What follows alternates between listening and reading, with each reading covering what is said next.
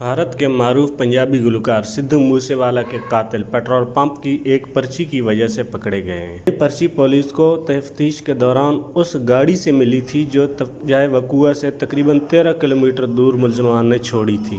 پرچی ملنے کے بعد پولیس وہاں سے نکلی اور متعلقہ پیٹرول پمپ پہ جا پہنچی۔ وہاں سے CCTV وغیرہ کا جائزہ لیا گیا تو قاتلوں تک پہنچنے میں زیادہ دیر نہیں لگی، کیونکہ ایک گینگ نے پہلے ہی واردات کی ذمہ داری قبول کر لی ہوئی تھی۔